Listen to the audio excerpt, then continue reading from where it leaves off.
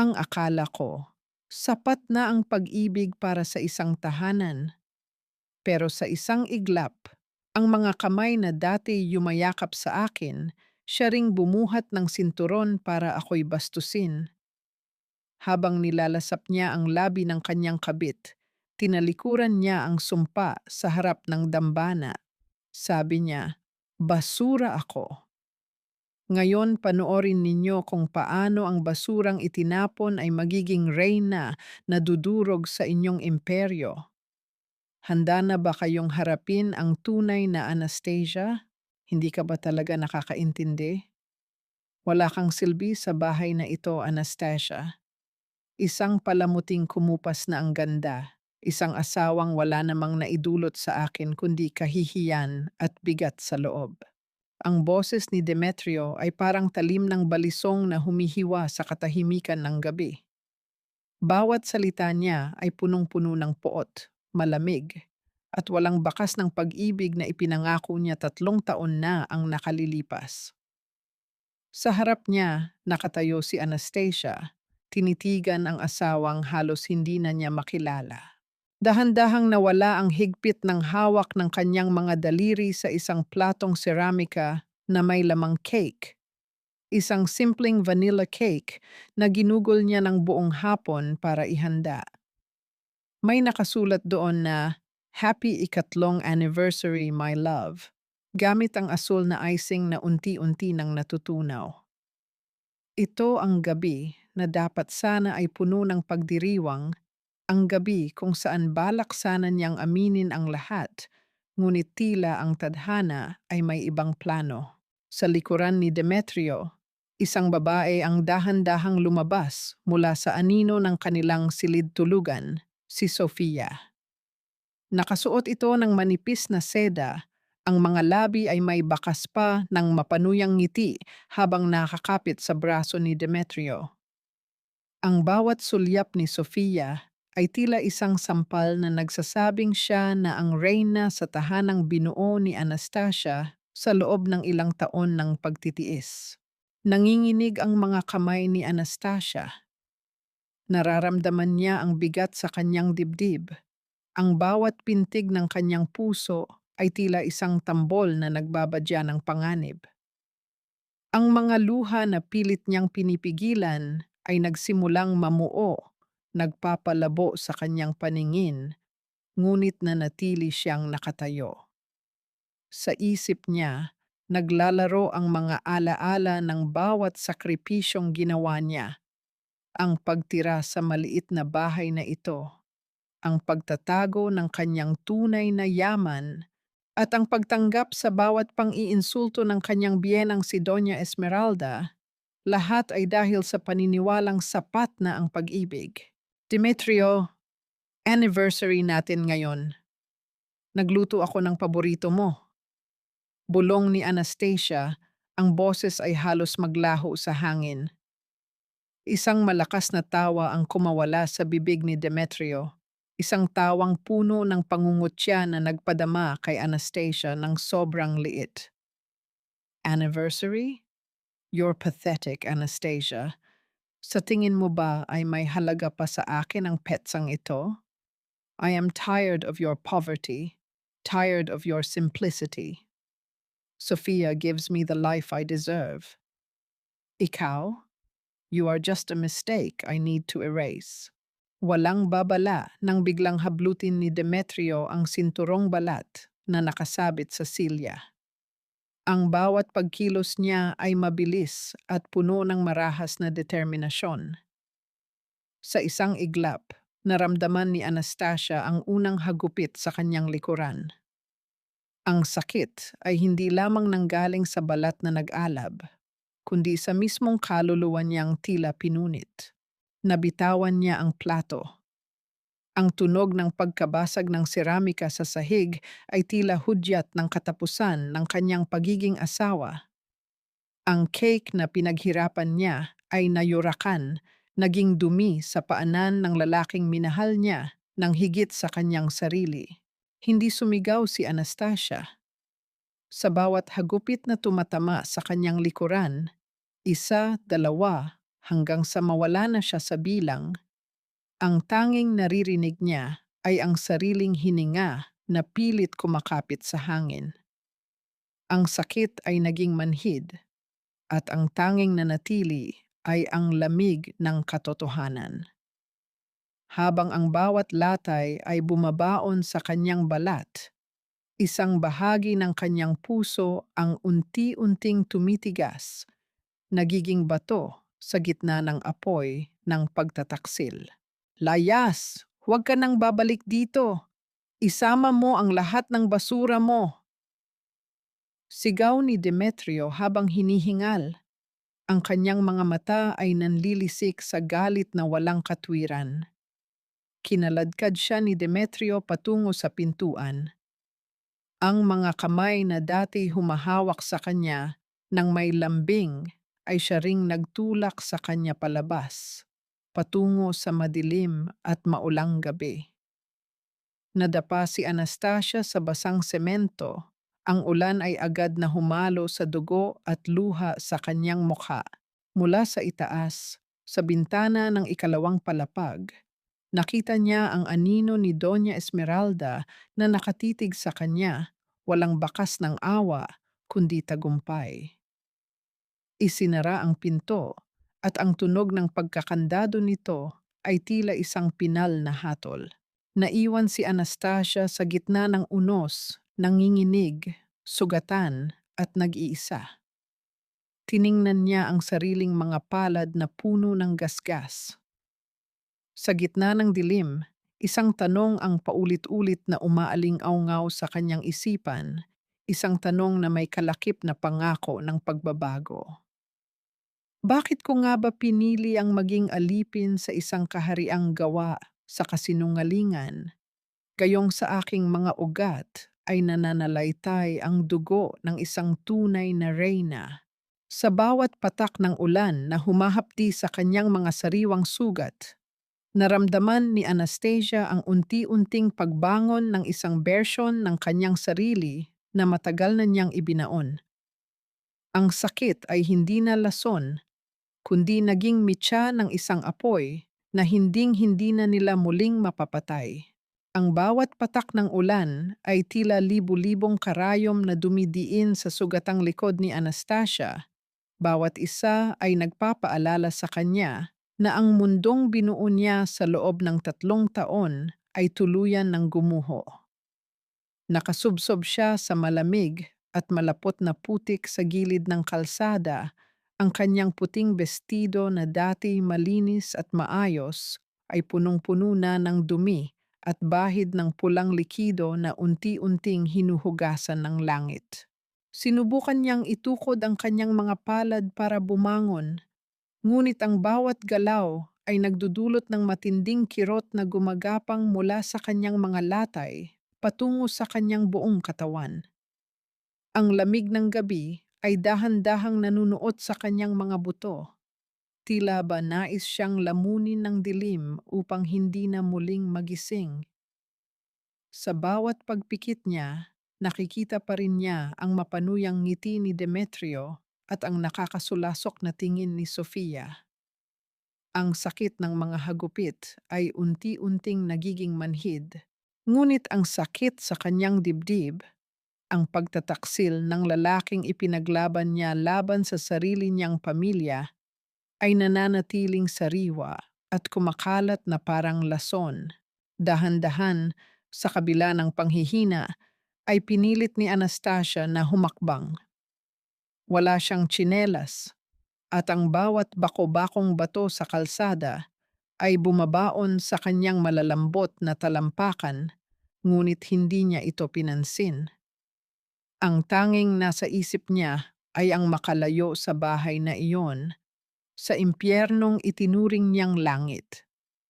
Nilagpasan niya ang mga bahay ng kanilang mga kapitbahay na tila ba walang naririnig sa gitna ng unos.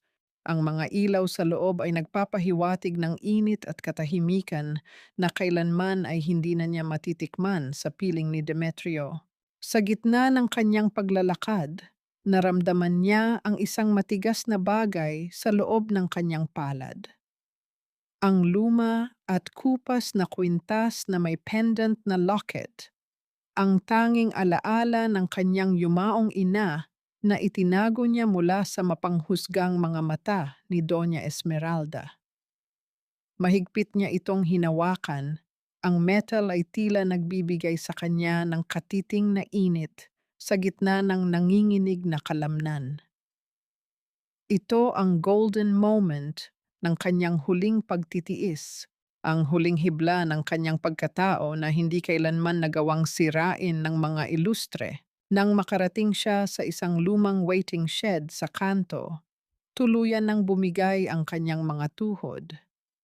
Napasandal siya sa malamig na pader, ang kanyang hininga ay nagiging usok sa hangin, ang paningin niya ay nagsisimulang magdilim, at ang ingay ng ulan ay tila nagiging isang malayo at malabong himig.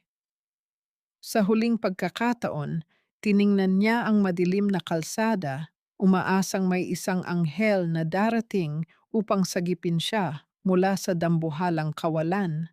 Isang matinding liwanag mula sa malayo ang biglang tumama sa kanyang mga mata.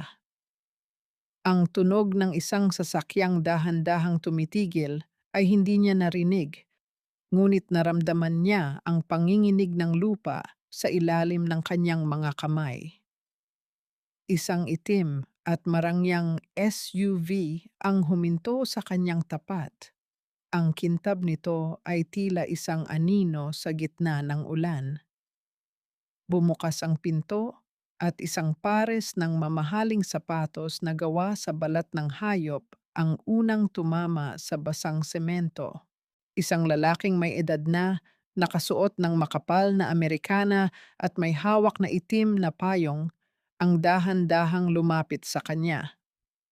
Ang kanyang mukha ay puno ng pag-aalala, poot, at matinding pait na tila ba sasabog na ang kanyang dibdib sa nakikitang kalagayan ng babaeng nasa kanyang paanan. Hindi makapagsalita si Anastasia, ang kanyang labi ay nanginginig sa lamig. Ngunit nang magtagpo ang kanilang mga mata, isang pamilyar na boses ang bumasag sa katahimikan ng gabi. Isang boses na puno ng awtoridad, ngunit nanginginig sa sakit. Anak, anong ginawa nila sa iyo? Ang mga kamay ng lalaki ay dahan-dahang humawak sa kanyang balikat. At sa pagkakataong iyon, alam ni Anastasia na ang gabi ng kanyang pagdurusa ay tapos na. Ngunit ang gabi ng paniningil ay magsisimula pa lamang. Sino ang lalaking ito na tumawag sa kanya ng anak sa gitna ng kanyang pinakamadilim na sandali, at bakit tila ang buong kapaligiran ay yumuyuko sa kanyang presensya? Ang bawat pintig ng makina ng sasakyan ay tila isang oyayi na nagpapatulog sa naghihingalong diwa ni Anastasia. Sa loob ng marangyang SUV, ang amoy ng mamahaling balat ng upuan at ang banayad na init mula sa aircon ay pilit na kumakalaban sa nanginginig niyang katawan. Nararamdaman niya ang init ng isang makapal na kumot na ibinalot sa kanya, ngunit ang ginaw na dulot ng pagtataksil ni Demetrio ay tila nakabaon na sa pinakamalalim na bahagi ng kanyang kaluluwa. Bilisan mo ang pagmamaneho, Lorenzo. Ang kapatid mo. Tignan mo ang ginawa nila sa kapatid mo. Ang boses ni Don Augusto ay puno ng pait at nagbabantang galit. Sa tabi ng kanyang ama, nakita ni Anastasia ang kanyang kuya na si Lorenzo. Ang mga kamay nito sa manibela ay puting-puti dahil sa higpit ng pagkakahawak. Ang kanyang panga ay tila bakal sa tigas. Walang kibit ang kanyang mga mata, ngunit ang bawat hininga niya ay tila naglalabas ng apoy ng paghihiganti. Hindi sila nagsasalita dahil ang bawat latay sa likod ni Anastasia ay sapat na upang sabihin ng lahat ng kailangang malaman. Dinala siya sa isang lihim na mansyon sa labas ng syudad, isang lugar na napapalibutan ng matataas na pader at mga gwardiyang tila mga estatwa sa dilim. Ito ang tahanang tinalikuran ni Anastasia, 3 taon na ang nakalilipas para sa isang pangarap na naging bangungot. Dahan-dahan siyang binuhat ni Lorenzo patungo sa isang silid na puno ng liwanag at bango ng mga sariwang bulaklak. Dumating ang mga pribadong doktor at nurse, ang kanilang mga mukha ay puno ng pagkagimbal habang nililinis ang kanyang mga sugat. Ang bawat dampi ng gamot sa kanyang likuran ay nagpapaungol kay Anastasia sa sakit, ngunit hindi siya umiyak. Ang kanyang mga mata ay nanatiling nakatitig sa kisame, tila ba doon niya binubuo ang bawat piraso ng kanyang nawasak na pagkatao. Matapos ang mahabang oras ng gamutan, naiwan si Anastasia kasama ang kanyang ama. Lumapit si Don Augusto at dahan-dahang hinawakan ang kamay ng kanyang anak. Ang makapangyarihang lalaki na kinatatakutan sa mundo ng negosyo ay tila isang luhang handang pumatak sa harap ng kanyang bunso. Patawarin mo ako, Anastasia. Patawarin mo ako dahil hinayaan kitang maniwala na sapat na ang pag-ibig para sa isang tulad ni Demetrio. Hinayaan kitang magtiis sa putik, gayong ang trono mo ay narito sa tabi ko. Bulong ng matanda, ang kanyang boses ay nanginginig sa pagsisisi. Tumingin si Anastasia sa kanyang ama. Ang dati mapupungay at puno ng pag-asang mga mata ay wala na. Ang tanging naroon ay ang isang malamig at matalim na liwanag. Wala kang kasalanan, Papa. Ako ang pumili nito, at ako rin ang tatapos. Pinilit niyang bumangon sa kama sa kabila ng hapdi. Hinarap niya ang malaking salamin sa silid. Doon, nakita niya ang sarili, hindi ang mahiyaing may bahay ni Demetrio, kundi ang isang babaeng bininyagan ng sakit at muling isinilang sa galit. Ang mga latay sa kanyang likod ay hindi na tanda ng kahihiyan, kundi isang mapa ng kanyang paniningil. Pumasok si Lorenzo sa silid, bitbit ang isang baso ng mainit na tsaa. Tumingin si Anastasia sa kanyang kuya at sa unang pagkakataon, isang malamig na ngiti ang sumilay sa kanyang mga labi. Kuya, ihanda mo ang mga dokumento para sa proyektong Phoenix. Gusto kong malaman ni Demetrio na ang huling taong tatalikuran niya sa mundong ito ay ang taong may hawak ng kanyang leeg. Ang utos ni Anastasia ay puno ng awtoridad na tila ba matagal na niyang ginagawa ito. Ano ang plano mo, Anastasia? Tanong ni Lorenzo. Ang kanyang mga mata ay naglalayab sa pananabik na makitang bumagsak ang pamilya ilustre. Huwag natin silang patayin ng mabilis, kuya. Iparamdam natin sa kanila ang tamis ng pag-asa bago natin iwanan ang lahat sa abo. Simulan natin sa kumpanya niya. Gusto kong makatanggap siya ng tawag mula sa isang misteryosong investor na magliligtas daw sa kanya mula sa pagkabagsak. Habang ang gabi ay dahan-dahang nagpapaalam, naiwan si Anastasia na nakatitig sa dilim. Alam niya, sa bawat segundo na lumilipas, ang bawat sentimo ng yaman ng kanyang ama ay magiging isang matalim na kutsilyo na itatarak niya sa puso ng mga taong nag-akalang siya ay basura lamang. Sa kabilang dako ng syudad, sa loob ng bahay na dati niyang tinahanan, tumunog ang telepono ni Demetrio. Isang tinig mula sa kabilang linya ang naghatid ng balitang tila isang sagot sa kanyang mga dasal, nang hindi niya alam na ito na pala ang simula ng kanyang impyerno. Sino ang misteryosong investor na ito at anong klasing kasunduan ang naghihintay kay Demetrio sa likod ng kinang ng salapi? Ang bawat sulok ng mansyon ng mga ilustre ay tila humihinga ng isang bagong uri ng hangin, isang hangin na puno ng kasakiman at huwad na tagumpay.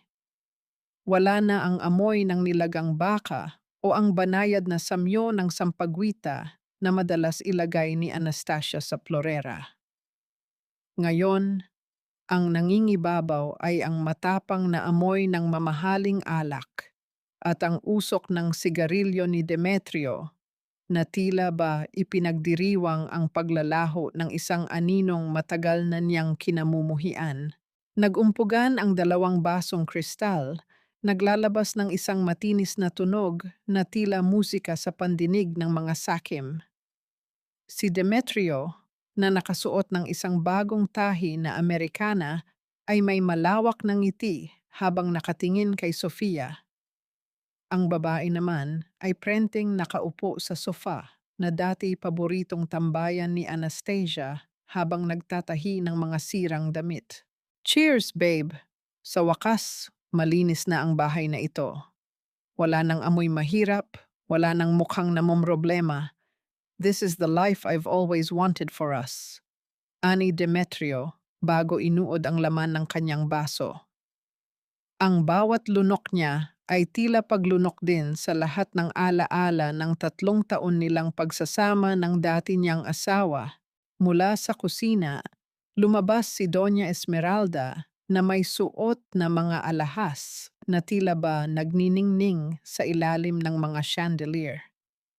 Ang kanyang boses, na dati puno ng reklamo, ay naging isang matinis na halakhak habang kinakausap ang kanyang mga kaibigan sa telepono. Ay, Mare, hindi mo akalain.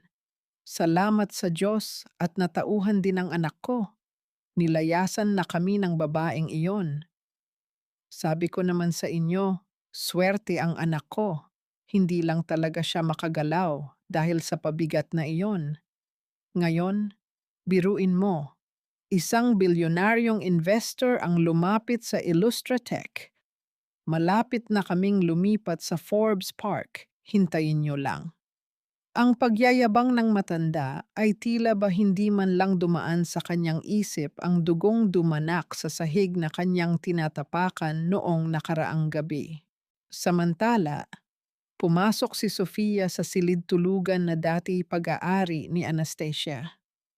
Binuksan niya ang cabinet at isa-isang inilabas ang mga simpleng bestido at blusa na maingat na itinago ng dating may bahay.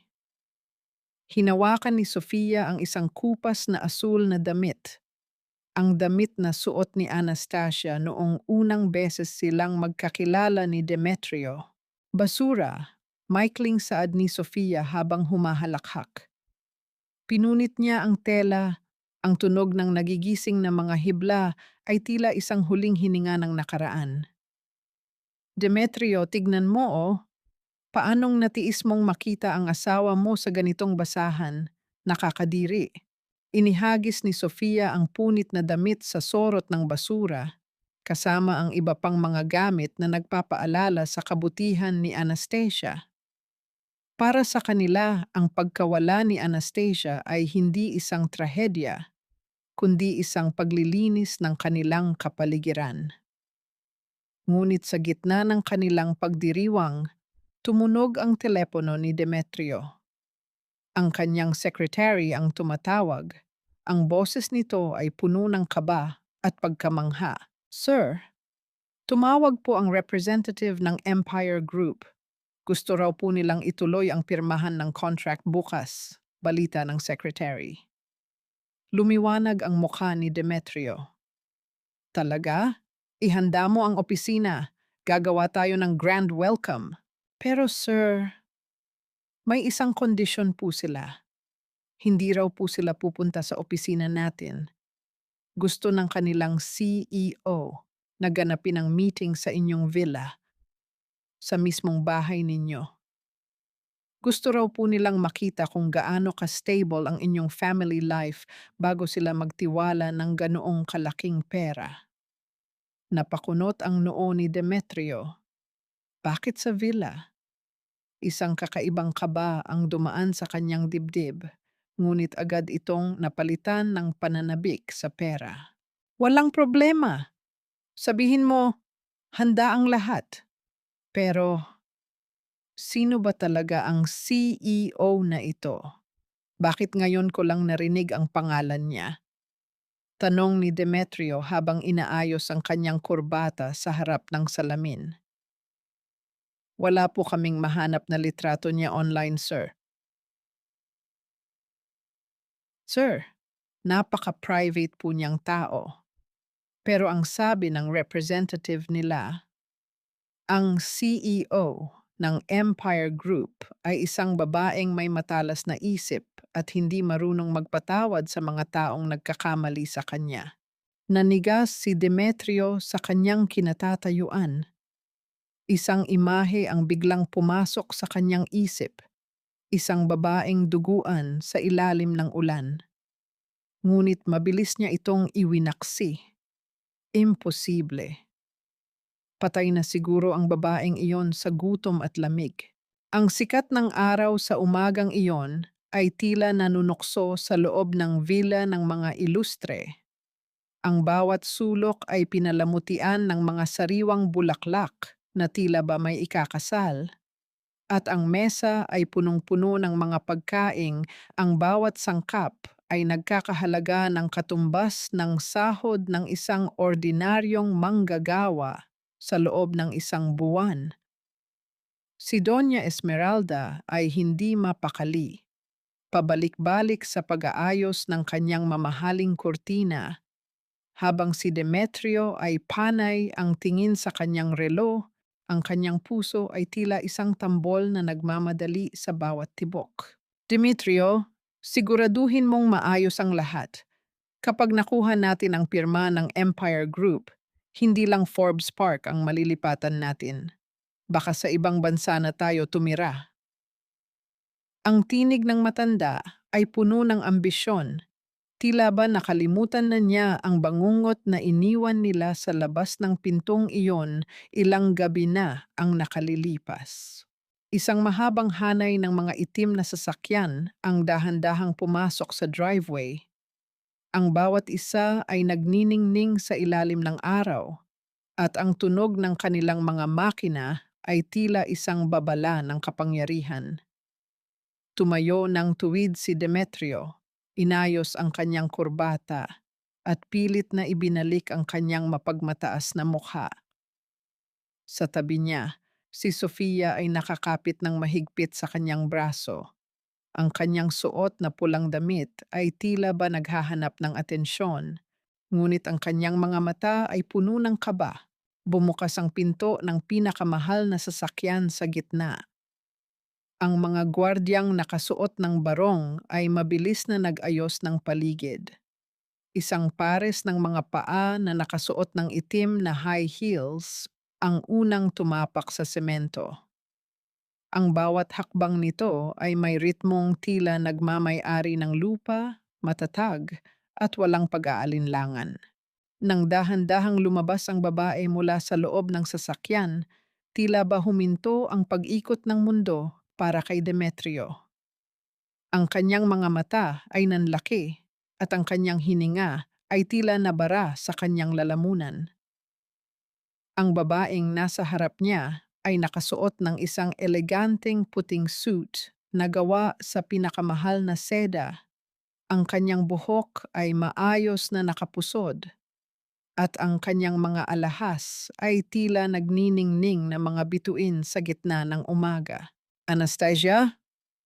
Ang bulong ni Demetrio ay halos hindi marinig, puno ng matinding pagkabigla na humahalo sa takot. Hindi siya sinagot ni Anastasia. Sa halip, naglakad siya ng diretso patungo sa pintuan ng villa. Ang kanyang bawat pagkilos ay puno ng biyaya at autoridad. Nang dumaan siya sa tabi ni Demetrio, ang bango ng kanyang mamahaling perfume, isang amoy na tila rosas na may kasamang matalas na bango ng kapangyarihan, ay tumama sa pandama ng lalaki. Doon lamang napagtanto ni Demetrio na ang babaeng ito ay hindi na ang basura na itinapon niya sa ulan. Ito ang reynang matagal na niyang hinahanap sa maling lugar. Good morning, Mr. Illustre. I trust your home is as welcoming as your business proposals. Ang boses ni Anastasia ay malamig, walang bakas ng galit, ngunit bawat salita ay tila isang yelo na dumidikit sa balat ni Demetrio. Pumasok sila sa loob ng villa. Si Doña Esmeralda ay napatulala. Ang baso ng juice na hawak niya ay dahan-dahang nanginginig sa kanyang kamay. Hindi niya magawang makapagsalita. Ang kanyang dila ay tila naging bato sa harap ng babaeng dati niyang inaalila. Naupo si Anastasia sa gitna ng sala, sa mismong upuan na dati hindi siya pinapayagang maupo ni Doña Esmeralda. Tiningnan niya ang paligid. Ang kanyang mga mata ay tila nag-iinspeksyon ng isang lugar na ngayon lamang niya nakita. Anong, anong ibig sabihin nito, Anastasia? Paanong ikaw ang CEO ng Empire Group? Ang tanong ni Demetrio. Ang kanyang boses ay nanginginig sa pagitan ng pagkalito at matinding panghihina. I am the CEO of Empire Group because my father, Don Augusto, decided it was time for me to stop playing house and start ruling empires. Sagot ni Anastasia habang binubuksan ang isang itim na folder. Tiningnan niya si Sofia na ngayon ay tila isang maliit na insektong nais magtago sa anino ni Demetrio. And you must be Sofia. I see you've made yourself comfortable in my former home. Just a piece of advice, red doesn't suit you. It makes you look desperate. Namutla si Sofia, ang kanyang mga kamay ay nagkakandapilipit sa kaba. Sa pagkakataong iyon, isang lihim na sulyap ang ipinadala ni Sofia sa kanyang phone, isang mensaheng tila ba humihingi ng saklolo mula sa isang taong hindi alam ng pamilya ilustre. Anastasia, please, let's talk about the contract. We can fix everything. Patawarin mo ako sa nagawa ko. Hindi ko alam. Mabilis na lumapit si Demetrio. Balak sanang hawakan ng kamay ni Anastasia, ngunit bago pa man siya makalapit, isang malamig na tingin mula sa babae ang nagpahinto sa kanya. Business is business, Mr. Illustre. Don't mistake my presence here for forgiveness. I am here to see if your company is worth saving, or if it's better to let it rot, just like how you left me in the rain. Ang bawat salita ni Anastasia ay tila isang pako na ibinabaon sa kabaong ng ambisyon ni Demetrio. Tumayo si Anastasia, isinara ang folder, at muling tiningnan ang kanyang dating asawa. Ang cliffhanger ng sandaling ito ay hindi ang pera, kundi ang katotohanang ang buhay ni Demetrio ay nasa mga kamay na ngayon ng babaeng pinakasinaktan niya. I'll give you 24 hours to prove why I shouldn't destroy Illustratech by sunset tomorrow. Good luck, Demetrio. You're going to need it. Hindi lahat ng sugat ay nakikita, Anastasia. Ang ilan ay nakabaon ng malalim sa ilalim ng pinakamahal na tela ng iyong suot. Ang boses ni Mateo ay tila isang mainit na haplos sa gitna ng malamig na gabi.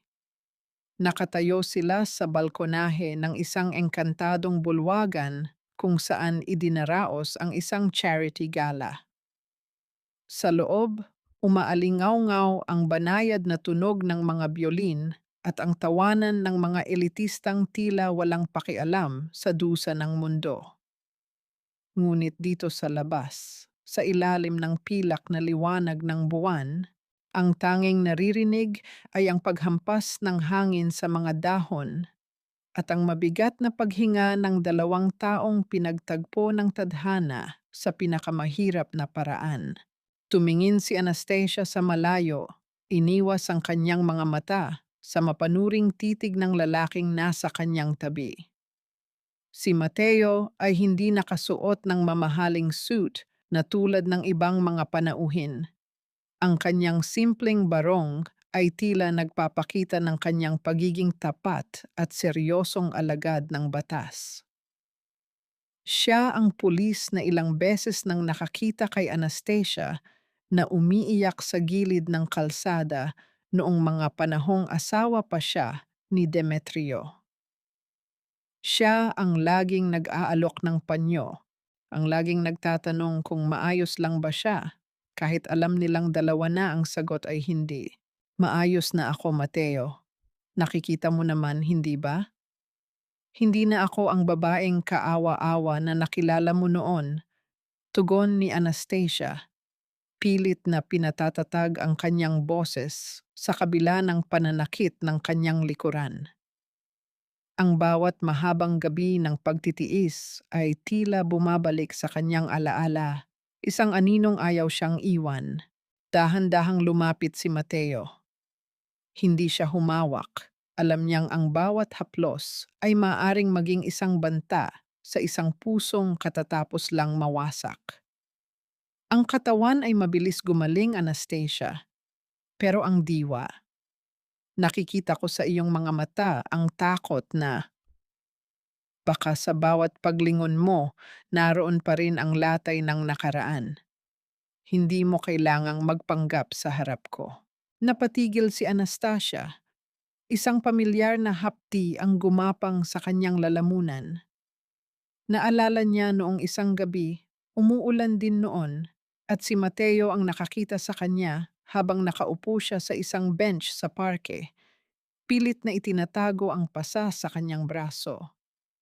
Noong oras na iyon, walang salitang namagitan sa kanila, ngunit binigyan siya ni Mateo ng isang piraso ng Keo Kao Su at sinabing, minsan, kailangan lang nating ngumunguya para makalimutan ang pait ng paligid.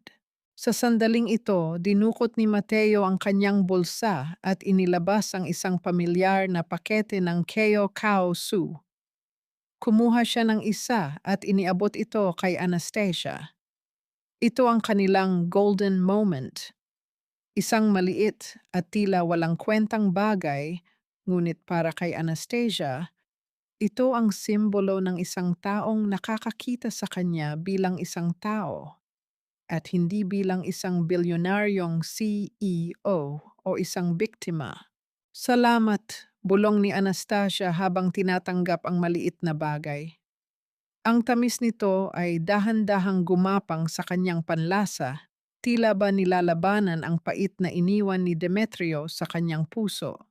Ngunit ang katahimikan ng kanilang sandali ay biglang nabasag.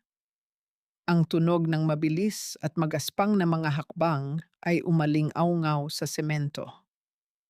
Mula sa anino ng mga pilar, lumabas si Demetrio. Ang kanyang mga mata ay mapula, ang kanyang kurbata ay maluwag, at ang amoy ng alak ay tila ba naglalakbay kasama niya. Mukhang nawawala na siya sa kanyang katinuan matapos ang paghaharap nila sa villa. Anastasia, kailangan nating mag-usap. Sigaw ni Demetrio, ang kanyang boses ay puno ng desperasyon at ng galit ng isang lalaking nawalan ng kontrol. Sino ang lalaking ito? Ito ba ang dahilan kung bakit mo ako sinisira? Dahil sa isang hamak na pulis? Humakbang si Mateo sa harap ni Anastasia, ang kanyang tindig ay tila isang pader na hindi matitibag. Ang kanyang mga kamay ay nanatiling nasa kanyang gilid, ngunit ang autoridad sa kanyang mga mata ay sapat na upang magpatigil sa sinuman. Ginong Ilustre, hindi ito ang tamang lugar at oras. Pinapayo ko sa iyong lumayo bago pa ako makagawa ng bagay na pagsisisihan mo. Ang boses ni Mateo ay kalmado ngunit may talim ng isang babala. Hindi nakinig si Demetrio. Sa halip, sinubukan niyang abutin ang braso ni Anastasia. Ang kanyang mga daliri ay tila mga kuko ng isang halimaw na nais muling ikulong ang kanyang biktima. Akin ka pa rin, Anastasia. Hindi mo ako matatalikuran ng ganito lang. Isang matinding tensyon ang bumalot sa paligid. Ang cliffhanger ng gabing ito ay hindi lamang ang banta ni Demetrio, kundi ang katotohanang may isang lihim na hawak si Demetrio laban sa Empire Group. Isang bagay na maaring magpabagsak hindi lamang kay Anastasia, kundi pati na rin sa dangal ng kanyang ama. Subukan mong hawakan siya, Demetrio, at sisiguraduhin kong ang huling makikita mo bago magdilim ang iyong mundo ay ang rehas ng kulungan. Ang huling salita ni Mateo ay tila isang sumpa sa gitna ng gabi. Ang bawat minuto sa loob ng opisina ni Anastasia sa Empire Group ay tila isang maingat na kumpas ng orasan, tahimik, maayos, at puno ng dangal. Ang sikat ng araw ay banayad na pumapasok sa malalaking bintanang kristal, nagbibigay ng liwanag sa mga dokumentong maayos na nakasalansan sa kanyang lamesang gawa sa madilim na nara. Ngunit ang kapayapaang ito ay biglang nayanig ng umalingaw-ngaw ang matinis at mapangahas na boses ng isang babae mula sa labas ng kanyang pinto. Hindi na naghintay ng pahintulot si Doña Esmeralda. Tinulak niya ang dalawang pinto nang may lakas na tila ba siya pa rin ang nagmamay-ari sa bawat taong naroroon. Nakasuot siya ng isang mamahaling ternong kulay lila. Ang kanyang mga kamay ay puno ng mga singsing na tila nagpapagalingan sa kintab, ngunit ang kanyang mukha ay puno ng isang mapagkunwaring pag-aalala na hinaluan ng poot. Anastasia, ano ba itong naririnig ko? Bakit mo pinapahirapan ang kumpanya ng asawa mo? Ang boses ng matanda ay tumaas. Tila ba nasa loob pa rin sila ng maliit na villa kung saan siya ang reyna at si Anastasia ang alila. Dahan-dahang itinaas ni Anastasia ang kanyang tingin mula sa binabasang report. Walang gulat sa kanyang mga mata, walang kaba. Sa halip, isang malamig at matalim na titig ang ibinigay niya sa dating biyenan. Sumandal siya sa kanyang upuan. Ang bawat galaw ay puno ng awtoridad na tila ba isang pader na hindi matitibag. Mrs. Illustre, hindi ko alam na ang Empire Group ay tumatanggap na pala ng mga panauhing hindi marunong gumamit ng appointment. Ang tugon ni Anastasia ay diretso at walang emosyon. Mrs. Illustre, ako ang iyong mama, Anastasia. Huwag mong kalimutan ang utang na loob mo sa pamilya namin. Lumapit si Esmeralda sa lamesa. Ang kanyang mga daliri ay mariing tumama sa ibabaw ng kahoy. Kung hindi dahil sa amin, naging palaboy ka na sa kalsada. Kami ang nagbigay sa iyo ng tahanan, ng pangalan. At ngayon, sisirain mo ang kumpanya ni Demetrio dahil lang sa isang maliit na tampuhan? Ang kasal ay sakramento, Anastasia. Ang tungkulin ng asawa ay magpatawad at sumuporta, hindi ang maging traitor. Isang maliit at mapait na ngiti ang sumilay sa mga labi ni Anastasia. Naalala niya ang bawat gabing pinaglilinis siya ng matandang ito ng sahig hanggang madaling araw. Ang bawat pagkakataong tinatawag siyang hampas lupa sa harap ng kanilang mga bisita. Ngunit ang pinakamasakit sa lahat ay ang isang alaala na tila isang tinik na laging nakabaon sa kanyang puso. Utang na loob? Mahinahong tanong ni Anastasia habang tumatayo. Pinapaalala niyo ba sa akin ang utang na loob noong gabi bago ang aking kaarawan 2 taon na ang nakalilipas? Noong nawala ang tanging kwintas na iniwan ng aking ina? Napatigil si Esmeralda, ang kanyang mga mata ay bahagyang kumurap. Akala niyo ba ay hindi ko alam, Mrs. Illustre? Nakita ko kayo sa CCTV ng isang pawn shop sa kanto. Ibinenta niyo ang alaala ng aking ina para lang may pangtaya kayo sa inyong sugal sa casino. Ito ang golden moment. Ang paglantad sa isang lihim na matagal nang kinikimkim ni Anastasia. Ang bawat salita niya ay tila isang sampal sa mukha ng matanda. Sa loob ng 3 taon, nanahimik ako dahil mahal ko si Demetrio. Pinanood ko kayong nakawin ang aking dangal at pati na ang aking mga gamit. Pero tapos na ang oras ng inyong paghahari. Namutla si Esmeralda, ang kanyang pagiging mapagmataas ay tila ba natutunaw na parang kandila sa gitna ng apoy. Kasalanan mo yon. Kung binibigyan mo ako ng sapat na pera, hindi ko kailangang gawin iyon. At ngayon, binabaligtad mo kami? Isang tawag ko lang sa media, Anastasia, sisirain ko ang pangalan mo. Sasabihin ko sa lahat kung paano mo tinalikuran ang asawa mo para sa isang lalaki.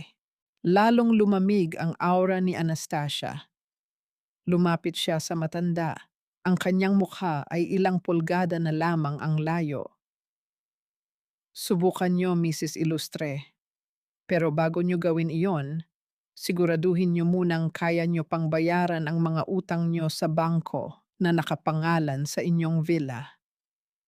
Dahil simula ngayong araw, ang Empire Group na ang may hawak ng inyong mortgage, sa isang kumpas ng aking kamay, magiging palaboy kayong dalawa ng anak niyo.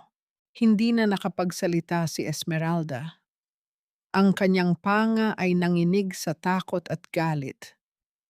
Wala siyang ibang nagawa kundi ang tumalikod at mabilis na lumabas ng silid. Ang tunog ng kanyang mga heels ay tila ba nagmamadaling tumakas mula sa katotohanan. Ngunit sa pintuan, lumingon siya, ang kanyang mga mata ay nanlilisik sa isang maitim na balak. Huwag kang masyadong kampante, Anastasia. Hindi mo kilala si Sofia. May hawak kaming bagay na hinding-hindi mo kayang takasan. Maghanda ka sa susunod na balita sa internet. Naiwan si Anastasia sa gitna ng kanyang opisina. Ang katahimikan ay muling bumalik, ngunit may kalakip itong isang mabigat na banta. Isang bilang na mensahe ang pumasok sa kanyang telepono. Isang larawan na tila ba nakuha sa isang madilim na anggulo na nagpapakita sa kanya at kay Mateo na tila ba nasa isang maselang sitwasyon. Ang kaba na matagal na niyang kinalimutan ay muling gumising. Ano ang susunod na hakbang ng mga ilustre? At handa ba siyang harapin ang isang iskandalong maaaring sumira sa lahat ng kanyang pinaghirapan? Ang bawat abiso na pumapasok sa telepono ni Anastasia ay tila isang malakas na dagundong sa gitna ng katahimikan ng kanyang opisina. Hindi nagtatagal, ang bawat social media platform ay nag-alab sa isang balitang tila isang wildfire. Mabilis, mapanira, at walang itinitirang buhay. Ang larawang ipinadala sa kanya ay kumalat na. Doon, makikita siya at si Mateo sa madilim na sulok ng balkonahe. Ang anggulo ay sadyang ginawa upang magmukhang sila ay nasa gitna ng isang mapusok at bawal na tagpo. Hipokrita. Ang asawang tinalikuran ang banal na sumpa para sa isang pulis. Ang bilyonaryong CEO na may madilim na sikreto. Iyan ang mga pamagat na bumubungad sa bawat website. Ang dangal na pilit binuo ni Anastasia pagkatapos ng kanyang pagdurusa ay muling tinatangkaang nakawin ng mga taong walang ibang hangad kundi ang makita siyang gumagapang sa putik. Sa loob ng villa ng mga ilustre, umalingaw-ngaw ang malakas at nakakangilong tawa ni Demetrio. Hawak niya ang kanyang tablet. Ang kanyang mga mata ay nanlilisik sa tuwa habang binabasa ang mga komento ng mga taong hinuhusgahan ang kanyang dating asawa. Tignan mo, Sofia, ang akala ng lahat ay santo siya. Pero ngayon, kahit ang sarili niyang ama ay hihiyain niya, ani Demetrio habang humihigop ng alak. Ang kanyang pakiramdam ay tila nanalo siya sa loterya. Akala niya ay talo na ako? Ngayon siya ang luluhod sa harap ko para lang itigil ko ang pagkalat ng iba pang mga kwento. This is my leverage, Sofia. Babalik sa atin ang lahat. Samantala, sa opisina ng Empire Group, bumukas ang pinto at pumasok si Lorenzo. Ang kanyang mukha ay tila isang bagyong handang manalasa. Anastasia, huwag kang titingin sa internet. I've already contacted our legal team. We will sue everyone involved in this defamation. Dahan-dahang ibinaba ni Anastasia ang kanyang tasa ng tsae. Ang kanyang kamay ay hindi nanginginig. Walang luha sa kanyang mga mata at ang kanyang mukha ay tila isang kalmadong lawa sa gitna ng unos. Ito ang kanyang golden moment, ang pagpapakita ng isang katatagang hindi kayang buwagin ng anumang paninira. Hayaan mo sila, kuya, mahinahong sagot ni Anastasia. Hayaan silang maglaro sa apoy na sila rin ang nagmitsa. Kung iniisip nila na ang isang litrato ay sapat na upang pasukuin ako, hindi nila kilala kung sino ang kinalaban nila. Sa gitna ng tensyon, pumasok ang isang tawag mula kay Mateo. Ang kanyang boses sa kabilang linya ay kalmado, ngunit may determinasyon ng isang taong alam ang kanyang ginagawa. Anastasia, huwag kang mag-alala. Kasalukuyan na kaming nagsasagawa ng forensic check sa pinagmulan ng litrato. Hindi ito basta-basta kinuha ng isang paparazzi. Ang anggulo at ang lokasyon ay nagpapahiwatig na may taong malapit sa iyo ang nagbigay ng access sa kumuha nito. Paliwanag ni Mateo. Sino sa tingin mo, Mateo? Tanong ni Anastasia, habang ang kanyang isip ay mabilis na nagbabalik sa bawat taong nakapaligid sa kanya noon. May nakita kaming record ng isang bank transfer. Isang malaking halaga ang pumasok sa account ng isa sa mga dating kasambahay niyo sa villa, si Manang Saling.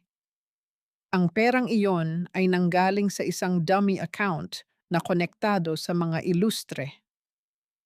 Ang balita ni Mateo ay tila isang piraso ng puzzle na sadyang inilaan para sa sandaling ito. Napatigil si Anastasia. Si Manang Saling ay ang taong itinuring niyang pangalawang ina noong siya ay nagdurusa pa sa piling ni Demetrio.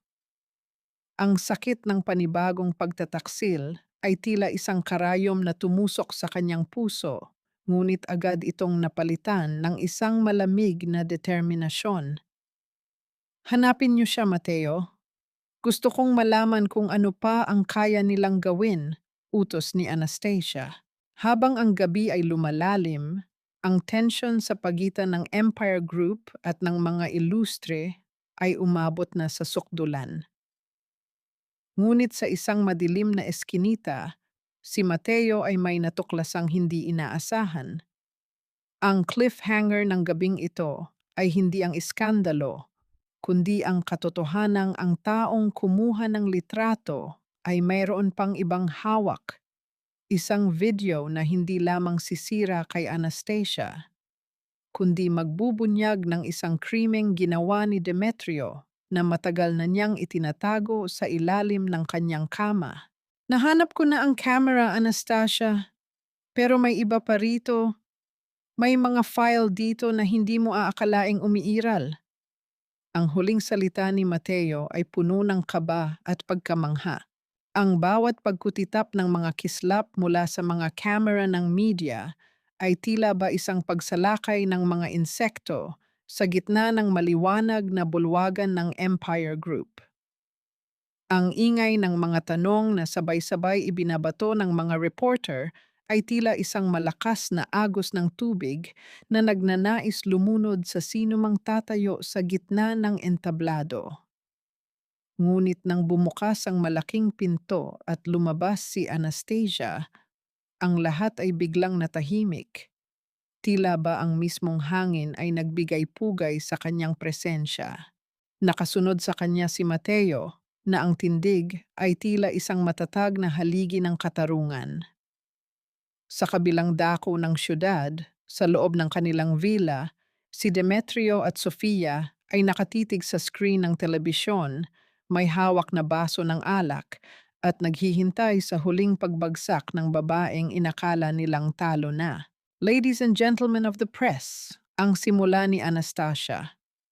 Ang kanyang boses ay hindi nanginginig, bagkus ay may lalim ng isang dagat na kalmado bago ang isang malakas na unos. Narito ako hindi para humingi ng paumanhin, kundi para ipakita sa inyo ang mukha ng totoong kasinungalingan. Sa isang kumpas ng kamay ni Anastasia, ang malaking screen sa likuran niya ay nagpakita ng mga dokumento, mga bank transfer, mga log ng tawag, at ang pinakaimportante sa lahat, ang orihinal at hindi pa na-edit na bersyon ng litratong kumalat sa internet. Malinaw na makikita na ang tagpong iyon ay isang inosenteng pag-uusap at ang mapusok na anggulo ay gawa lamang ng isang mahusay na software. Ang mga ebidensyang ito ay nagpapatunay na ang iskandalong ito ay binuo ng mga taong desperadong nakawin ang aking dangal dahil wala na silang ibang maiharap sa mundo, patuloy ni Anastasia. Tumingin siya ng diretso sa lens ng camera, tila ba ang kanyang mga mata ay tumatagos sa kaluluwa ni Demetrio sa kabilang panig ng screen. Ngunit hindi doon nagtapos ang lahat. Isang video ang biglang nag-play. Hindi ito tungkol kay Anastasia, kundi tungkol kay Sofia. Makikita sa video si Sofia na lihim na kumukuha ng mga dokumento mula sa safe ni Demetrio at ibinibigay ang mga ito sa isang estranghero sa loob ng isang madilim na sasakyan. Doon nalaman ng lahat, kabilang na si Demetrio, na ang babaeng akala niya ay kanyang kakampi ay isa palang espiya na nagnanakaw sa kanyang sariling kumpanya. Nabitawan ni Demetrio ang kanyang baso. Ang tunog ng pagkabasag nito sa sahig ay tila ba ang tunog ng kanyang sariling puso na nawasak sa gitna ng katotohanan. Tumingin siya kay Sofia na ngayon ay nanginginig at namumutla. Ang kanyang mga mata ay pabalik-balik sa pintuan, naghahanap ng paraan upang tumakas. You, you betrayed me? Ang bulong ni Demetrio ay puno ng matinding pait. Hindi na nakasagot si Sofia dahil sa sandaling iyon, ang tunog ng mga sirena ng pulis ay umalingaw-ngaw sa labas ng villa. Ang pinto ay bumukas at ang mga autoridad ay pumasok upang arestuhin siya para sa industrial espionage at pagnanakaw. Sa harap ng media, muling nagsalita si Anastasia. Ang kanyang mukha ay puno ng isang liwanag na tila ba nanggagaling sa loob ng kanyang kaluluwa. Sa lahat ng kababaihang nakakaranas ng pang-aapi, sa lahat ng itinuring na basura at walang silbi, huwag kayong matakot. Ang katotohanan ay hindi kailanman nabaon sa dilim. Ang bawat latay na tinanggap ko ay naging hagdan ko upang marating ang kinalalagyan ko ngayon. Today, I am not a victim. I am a survivor. Ito ang kanyang golden moment, isang sandali ng wagas na pagpapalaya sa kanyang sarili mula sa anino ng mga ilustre. Habang kinakaladkad si Sofia palabas ng villa, naiwan si Demetrio na nakaupo sa sahig, sa gitna ng mga basag na kristal, mag-isa at talo. Ngunit ang paniningil ni Anastasia ay hindi pa tapos. Habang namamatay ang mga ilaw sa press conference, lumapit si Mateo sa kanya at bumulong, "Nakuha na namin ang warrant para sa investigasyon ng Illustratech. Simula bukas, wala ng kumpanyang tatawaging sa kanya." Sa kabilang dako, isang lihim na tawag ang natanggap ni Anastasia mula sa ospital. Isang balita tungkol kay Doña Esmeralda ang magbabago sa takbo ng kanyang paghihiganti. Isang cliffhanger na hindi lamang tungkol sa pera, kundi tungkol sa isang buhay na nakasalalay sa kanyang kapatawaran. Ang bawat pangarap na gawa sa kasakiman ay tila isang kastilyong buhangin na tuluyan ng tinangay ng malakas na alon ng katotohanan. Ang Illustratech, ang kumpanyang naging simbolo ng pagmamataas ni Demetrio, ay wala na. Ang bawat gusali, bawat piraso ng kagamitan, at pati na ang pangalang kailanman ay hindi niya pinahalagahan ay dahan-dahang kinuha ng mga bangko at ng Empire Group. Wala na ang malalambot na carpet ng kanilang villa. Ngayon, ang tanging nararamdaman ng mga paa ni Doña Esmeralda ay ang magaspang at bitak-bitak na semento ng isang maliit na paupahang kwarto sa isang siksikang eskinita. Ang amoy ng mamahaling pabango ay napalitan ng nakakasulasok na samyo ng kanal at ng usok mula sa mga nagsisiga sa labas. Ang bawat patak ng pawis sa noo ng matanda ay tila ba nagpapaalala sa kanya ng bawat luha ni Anastasia na binaliwala niya noon. Demetrio, hindi ko na kaya rito. Ang init, ang dumi, kailangan nating gumawa ng paraan. Ang boses ni Esmeralda ay wala na ang talim ng autoridad, bagkus ay puno na lamang ito ng desperasyon at panghihina. Nakatitig lamang si Demetrio sa kisameng may mga bahid ng amag. Ang kanyang mga mata ay walang buhay, tila ba ang bawat hibla ng kanyang pagkatao ay kasamang nailibing sa pagbagsak ng kanyang kumpanya. Ang dating makisig na lalaki ay tila naging isang anino na lamang ng kanyang sarili, madungis, payat, at puno ng pagsisisi na huli na para itama. Isang lumang dyaryo ang nakalatag sa sahig, at doon, makikita ang isang malaking litrato ni Anastasia at Mateo. Magkahawak ang kanilang mga kamay habang binubuksan ang isang bagong center para sa mga kababaihan. Ang kintab ng kanilang mga ngiti ay tila isang sampal sa mukha ni Demetrio. Naalala niya ang mga gabing dumarating siya sa bahay at laging may mainit na sabaw na naghihintay sa kanya, ang mga haplos ni Anastasia na tila gamot sa kanyang pagod, mga bagay na itinapon niya para sa isang huwad na kinang.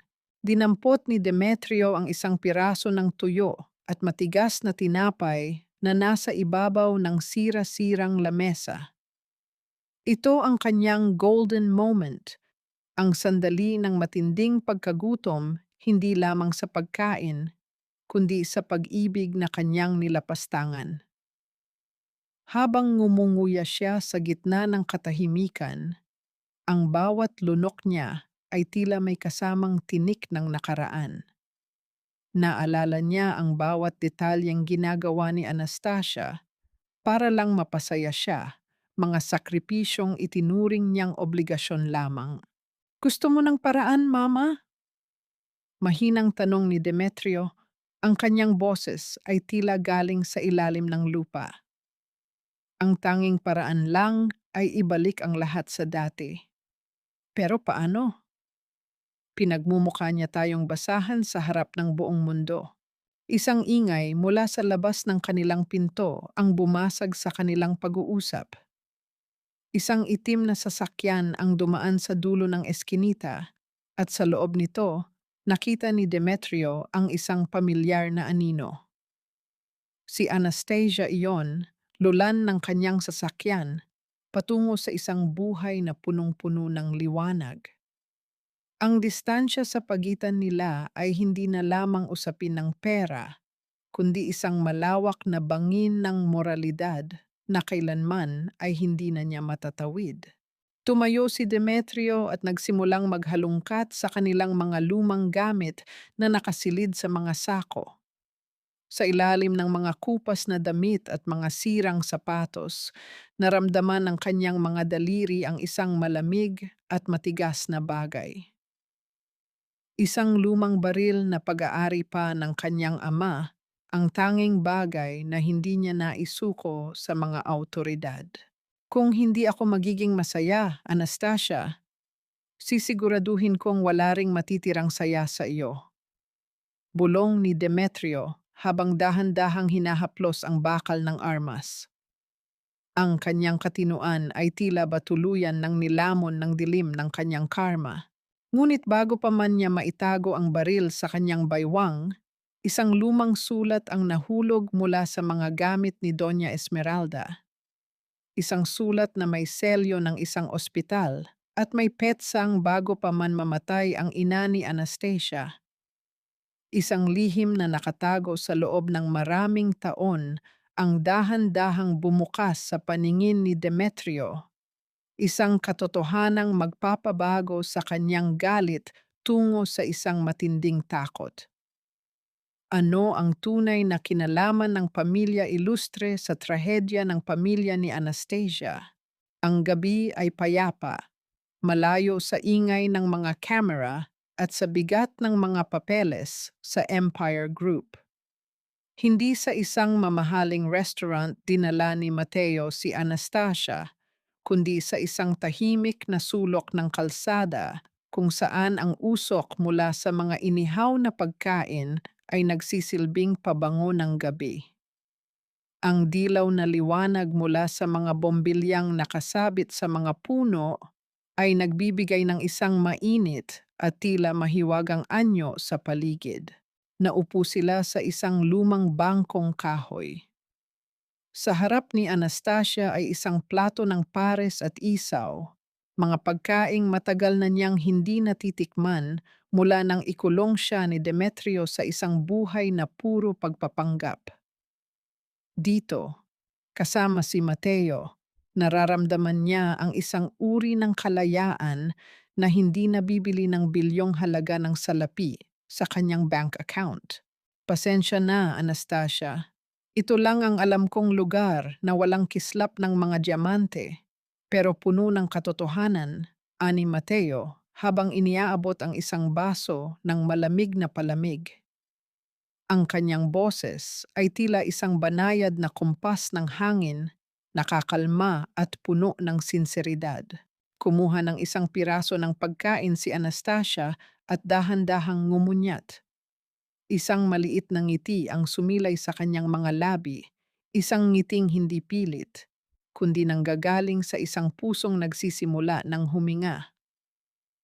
Dito ako nagsimula, Mateo. Noong bata pa ako, bago naging ganito kalaki ang kumpanya ni Papa, ganito kami kasaya. Nakalimutan ko na kung gaano kasarap ang simpleng bagay. Habang nag-uusap sila, napansin ni Mateo ang bahagyang paninigas ng likod ni Anastasia tuwing hahangin ng malakas. Alam niya ang bawat peklat na nakatago sa ilalim ng telang seda ng kanyang suot. Dahan-dahang inalis ni Mateo ang kanyang suot na jacket at lumapit ng kaunti. Hindi siya nagmamadali. Bawat galaw ay puno ng paggalang sa espasyo ng babae. Ipinatong ni Mateo ang jacket sa mga balikat ni Anastasia. Ito ang kanyang golden moment. Isang simpleng gawa ng proteksyon na nagparamdam sa babae na hindi na siya kailangang maging isang matatag na pader sa harap ng lahat.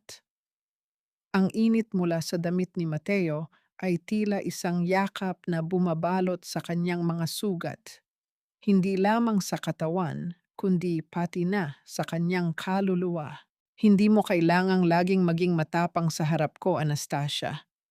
Ang mga peklat mo, hindi iyan tanda ng pagkatalo.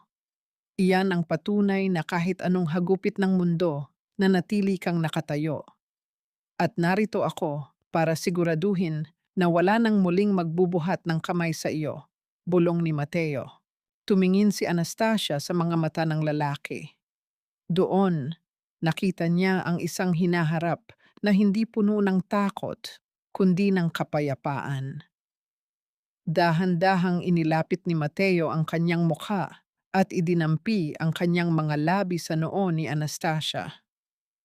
Ang halik na iyon ay hindi puno ng pagnanasa, kundi ng isang banal na pangako ng katapatan sa ilalim ng mga bituin.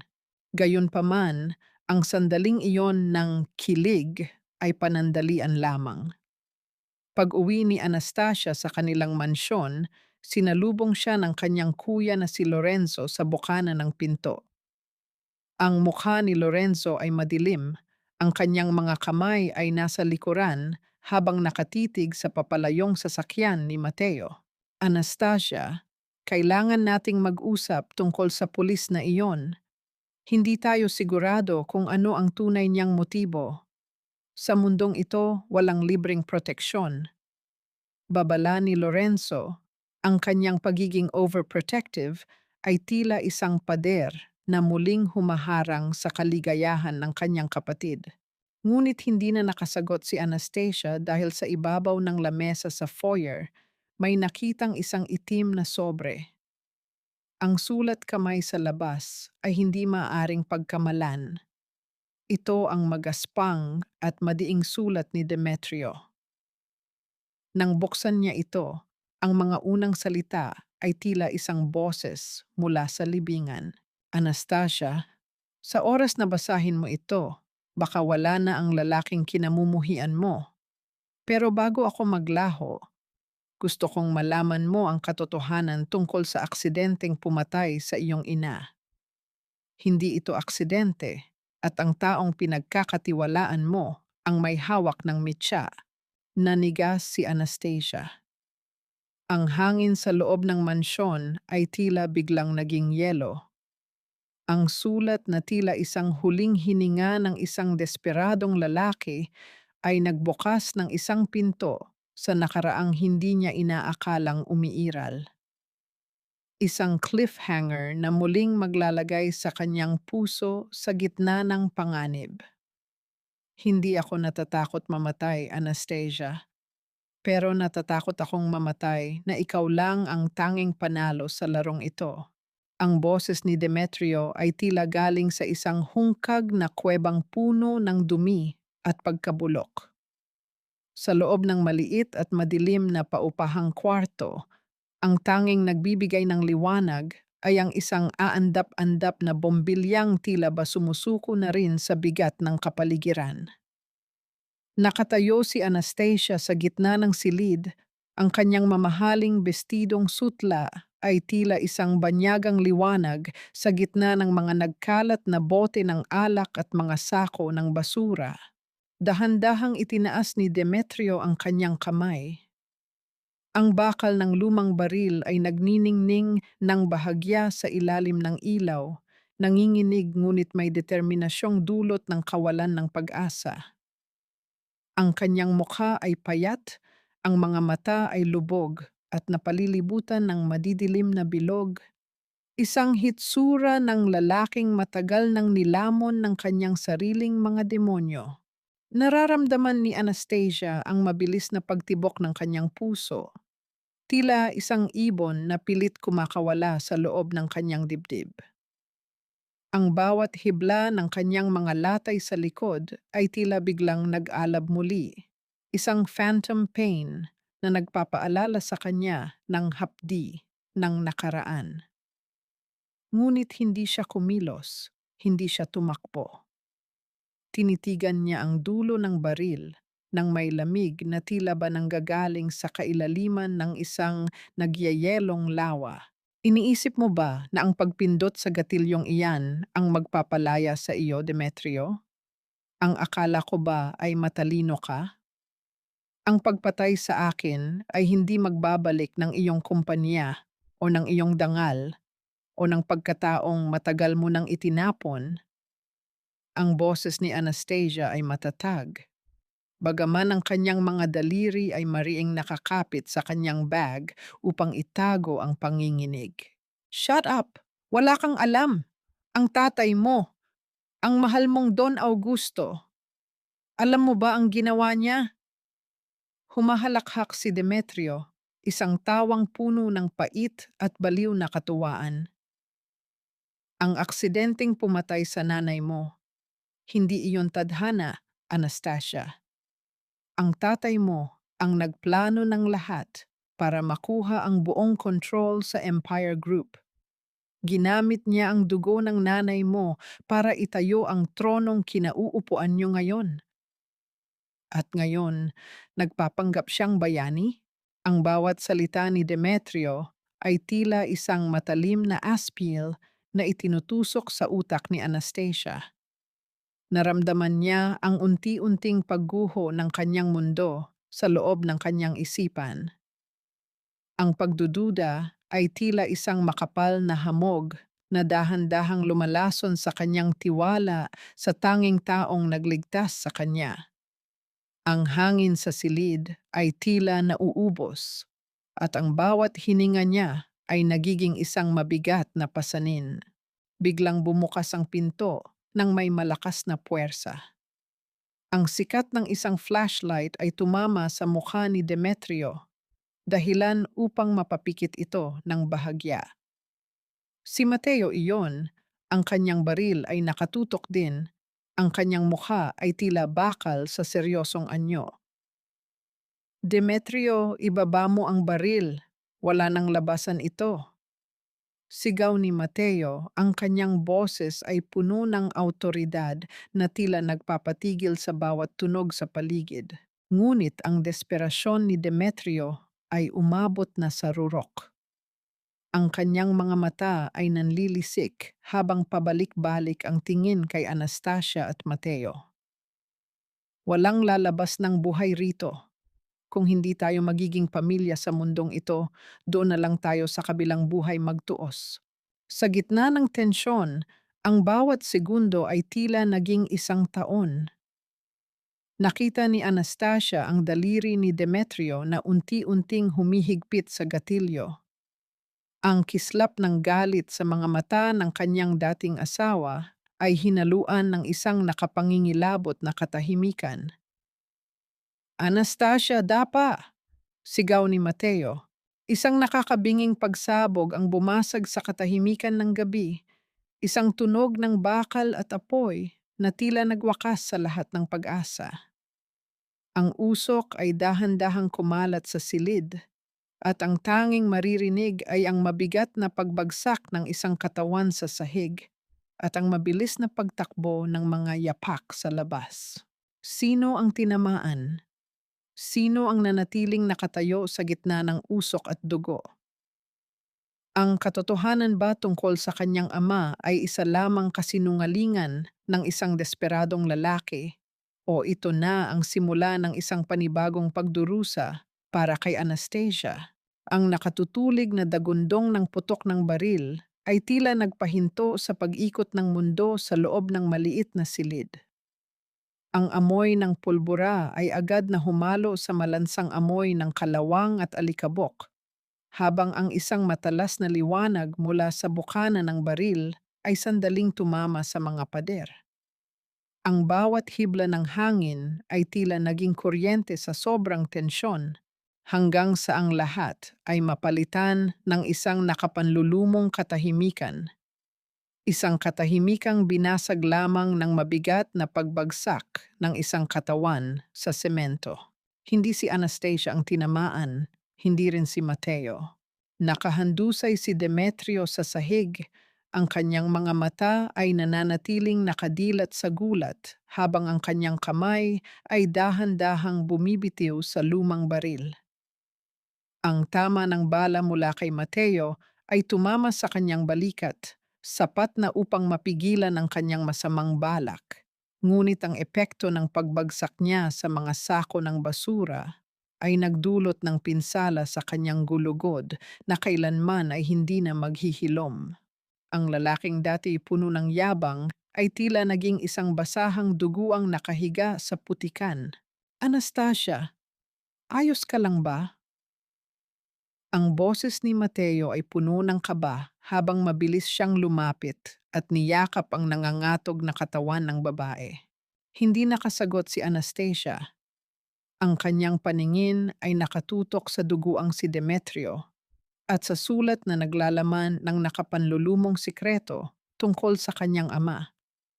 Ang bawat hininga niya ay tila isang pakikibaka at ang kanyang mga tuhod ay tuluyan ng bumigay. Sa gitna ng kaguluhan, pumasok ang mga nurse at iba pang mga pulis, ngunit para kay Anastasia, ang mundo ay naging isang malabo at kulay abong anino na lamang. Makalipas ang ilang araw, ang ingay ng tagumpay ay napalitan ng isang mapayapang kalungkutan. Si Demetrio ay nakaligtas, ngunit ang hatol ng tadhana ay mas matindi pa sa kamatayan. Siya ay paralisado mula baywang pababa at nahaharap sa habambuhay na pagkabilanggo.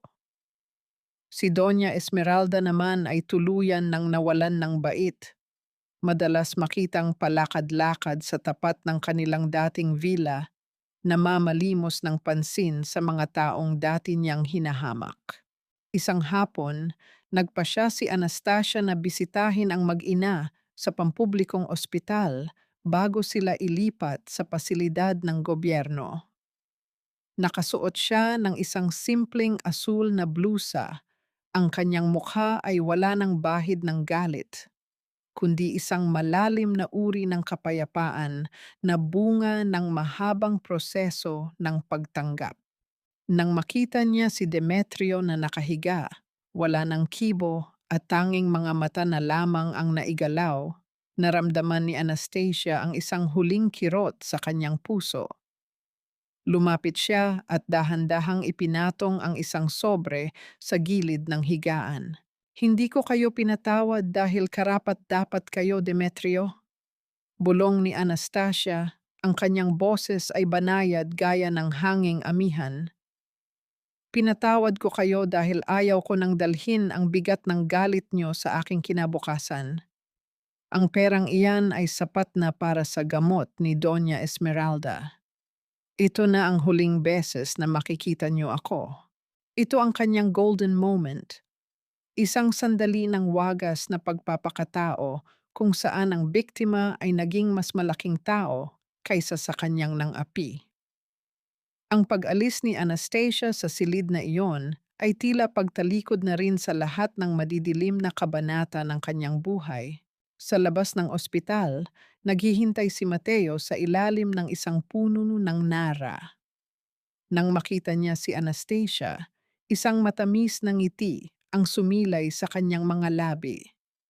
Lumapit siya at hinawakan ang kamay ng babae, isang hawak na puno ng pangako at proteksyon. Tapos na ang lahat, Anastasia. Pwede na tayong magsimula muli, ani Mateo. Ngunit bago pa man sila makasakay sa sasakyan, naramdaman ni Anastasia ang isang kakaibang hilo at ang pagbaliktad ng kanyang sikmura. Napakapit siya sa braso ni Mateo. Ang kanyang mukha ay biglang namutla. Anastasia? Anong nangyayari? Tanong ni Mateo. Ang pag-aalala ay muling bumalik sa kanyang mga mata. Huminga ng malalim si Anastasia at hinawakan ang kanyang tiyan. Sa gitna ng lahat ng pait ng nakaraan, isang bagong buhay ang tila nagsisimulang tumubo. Isang munting liwanag na hindi niya inaasahang darating sa ganitong panahon. Ang kaba sa kanyang dibdib ay hinaluan ng isang kakaibang saya na hindi niya maipaliwanag. Mateo, kailangan nating dumaan sa doktor. Sa tingin ko, hindi na lang tayong dalawa ang bubuo ng pangarap na ito, bulong ni Anastasia. Ang cliffhanger ng sandaling ito ay hindi na tungkol sa panganib, kundi sa isang bagong pagsubok. Paano tatanggapin ni Anastasia ang munting buhay na ito na bunga ng isang masalimuot na nakaraan? At handa na ba siya para sa isang panibagong simula kasama si Mateo? Ang banayad na hampas ng mga alon sa pampang ay tila isang malambing na bulong na nagpapatahimik sa lahat ng ingay ng nakaraan. Ang langit ay nakakulay ng mainit na kahel at lila, isang perpektong kanbas para sa pagtatapos ng isang mahabang araw. Sa dalampasigan ng isang pribadong resort sa Batangas, malayo sa mga matatalas na tingin ng lipunan, naglalakad si Anastasia sa maputing buhangin. Ang bawat yapak niya ay tila mas magaan, ang bawat hininga ay hindi na pununo ng bigat ng lihim at pait. Nakasunod sa kanya si Mateo, bit-bit ang kanyang mga sandals. Ang mga mata ng lalaki ay nakatutok lamang sa babaeng nasa kanyang harap. Isang babaeng hindi lamang nakaligtas sa unos, kundi naging mismong liwanag pagkatapos nito. Huminto si Anastasia at lumingon. Ang hangin ay banayad na nagpapadagat sa kanyang mahabang buhok na nagpapakita ng isang mukhang puno ng kapayapaan. Mateo, minsan iniisip ko kung panaginip lang ba ang lahat ng ito. Mahinang saad ni Anastasia, ang kanyang tinig ay humahalo sa tunog ng dagat. Natatakot akong magising at naroon pa rin ako sa ulan, duguan at nag-iisa. Lumapit si Mateo at dahan-dahang hinawakan ang magkabilang balikat ni Anastasia. Ang kanyang haplos ay puno ng paggalang at matatag na pangako. Hindi ito panaginip, Anastasia. Ito ang realidad na ipinaglaban mo. Ang bawat luhang pumatak sa iyo noon ay naging tubig na nagpatubo sa bagong ikaw. At hinding-hindi ko hahayaang bumalik ka pa sa dilim na iyon. Dahan-dahang lumuhod si Mateo sa buhanginan, inilabas ang isang maliit na pelus na kahon. Sa loob nito ay isang sing-sing na may simpleng perlas. Isang hiyas na nabuo mula sa sakit at dumi sa ilalim ng dagat, ngunit naging pinakamaganda sa lahat. Anastasia, hindi kita kayang bigyan ng imperyong tulad ng kay Don Augusto o ng yaman na higit pa sa Empire Group. Pero kaya kong ibigay sa iyo ang isang tahanang puno ng respeto, isang pangalang hindi mo kailangang ikahiya, at isang pusong titibok lamang para sa iyo at sa munting buhay na dinadala mo. Pakasal ka na ba sa akin? Ang mga luha sa mga mata ni Anastasia ay muling pumatak, ngunit sa pagkakataong ito, ang mga ito ay luha ng wagas na kaligayahan. Tumango siya ng masigla at pinatayo si Mateo upang yakapin ito ng mahigpit. Ang bawat pintig ng kanilang puso ay tila nagkakaisa sa ilalim ng papalubog na araw. Makalipas ang ilang buwan, idinaos ang isang simpleng kasal sa hardin ng mansyon ni Don Augusto. Walang mga reporter, walang mga pilit na bisita. Naroon ang lahat ng mga kababaihang tinulungan ni Anastasia sa kanyang foundation, ang mga taong nakakita sa kanyang tunay na pagkatao. Dumating ang sandali ng kanilang unang sayaw bilang mag-asawa. Ito ang golden moment. Nakasuot si Anastasia ng isang simpleng backless na wedding dress na gawa sa pinong lace. Hindi niya itinago ang mga peklat ng latay sa kanyang likod. Sa halip, ang mga ito ay nagniningning sa ilalim ng mga garden lights. Ang mga peklat na iyon ay hindi natanda ng kanyang pagkatalo, kundi mga medalya ng kanyang katatagan at tagumpay. Napakaganda mo, Mrs. Cruz, bulong ni Mateo habang dahan-dahang umiikot sila sa gitna ng bulwagan. Dahil sa iyo ito, Mateo. Dahil tinuruan mo akong mahalin pati ang aking mga sugat, tugon ni Anastasia. Sa dulo ng hardin, nakatitig si Don Augusto sa kanyang anak. May hawak na baso ng alak at isang malapad na ngiti. Ang lihim tungkol sa kanyang ina ay naayos na rin. Napatunayan ni Lorenzo na ang sulat ni Demetrio ay isang huling desperadong pagtatangka lamang na manira. Ang katotohanan ay pinalaya na silang lahat.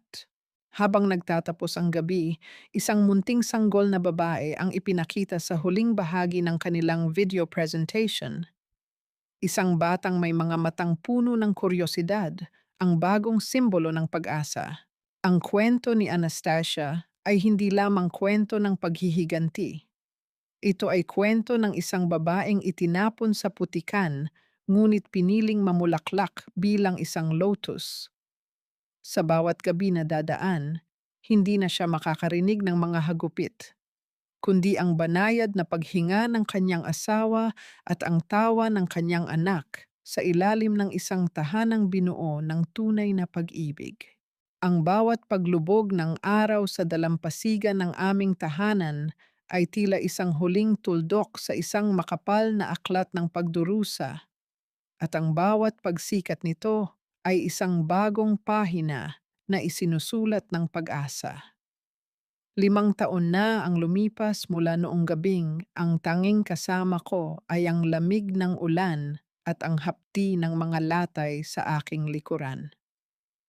Ngayon, ang bawat hapti ay napalitan na ng init ng maliliit na kamay na yumayakap sa aking leeg tuwing umaga. Ang munting si Hope, ang aming anak ni Mateo, ay tumatakbo sa damuhan habang hinahabol ang aming aso. Ang kanyang boses ay tila isang awit na nagpapalimot sa lahat ng masasakit na salitang narinig ko noon mula kay Demetrio. Pinapanood ko si Mateo habang tinutulungan ang aming anak. Ang kanyang mga mata ay nananatiling puno ng paghanga sa akin. Tila ba sa bawat araw ay muli niya akong pinipili sa kabila ng lahat ng aking pinagdaanan. Madalas akong tanungin ng aking sarili, napatawad ko na ba talaga ang mga taong sumira sa akin? Sa tuwing nakakatanggap ako ng balita tungkol kay Demetrio mula sa loob ng kulungan na hanggang ngayon ay hindi pa rin nakakalakad at tanging ang mga pader lamang ang kausap, nararamdaman ko ang isang malalim na uri ng katahimikan. Hindi na ito galit, hindi na ito poot. Ito ay isang pagtanggap na ang katarungan ay may sariling paraan ng pag-ukit sa buhay ng tao. Ang pagpapadala ko ng tulong para sa kanyang gamot at para sa pagkain ng kanyang inang si Doña Esmeralda, na ngayon ay wala na sa sariling katinuan, ay hindi dahil sa mahal ko pa sila. Ginagawa ko ito dahil ayaw kong maging katulad nila. Ang tunay na pagpapatawad ay hindi ang paglimot sa ginawa nila, kundi ang hindi na hayaang kontrolin ng nakaraan ang iyong kasalukuyan. Nahanap ko na ang kapayapaang inaasam ko. Ang aking yaman sa Empire Group ay hindi na lamang mga numero sa bangko, kundi mga buhay na nabago sa pamamagitan ng aking foundation. Ang bawat babaeng lumalapit sa amin, duguan man o wasak ang puso, ay nakikita ang kanilang sarili sa akin. Sinasabi ko sa kanila na ang mga peklat ay hindi tanda ng kahihiyan, kundi mga medalya ng isang sundalong nanalo sa sarili niyang digmaan. Ang aral na nais kong iwan sa inyong mga nakikinig ay simple lamang. Huwag ninyong hayaang tukuyin ng ibang tao ang inyong halaga. Ang pag-ibig ay hindi dapat nasusukat sa kung gaano mo kayang magtiis ng sakit, kundi sa kung gaano mo kayang lumago sa piling ng isang taong nirerespeto ang bawat hibla ng iyong pagkatao.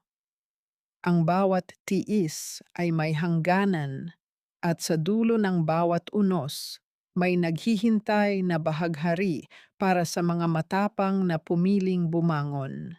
Nakatayo ako ngayon sa harap ng salamin, hinahaplos ang aking likuran. Ang mga latay ay naroon pa rin, kulay pilak at matigas sa ilalim ng aking mga daliri. Ngunit sa halip na maiyak, napapangiti ako. Dahil ang mga linyang ito ang nagpapaalala sa akin kung gaano ako kalakas. Ako si Anastasia, isang anak, isang asawa, isang ina, at isang reynang nagmula sa putik, ngunit ngayon ay naglalakad sa liwanag. Sa pagyakap sa akin ni Mateo mula sa likuran at sa paghalik niya sa aking balikat, alam kong sa wakas, ang aking kwento ay wala nang kailangan pang dagdag na salita. Ang katahimikan ng aming tahanan ay sapat na upang sabihing tapos na ang gabi, at ang liwanag ay narito na upang manatili.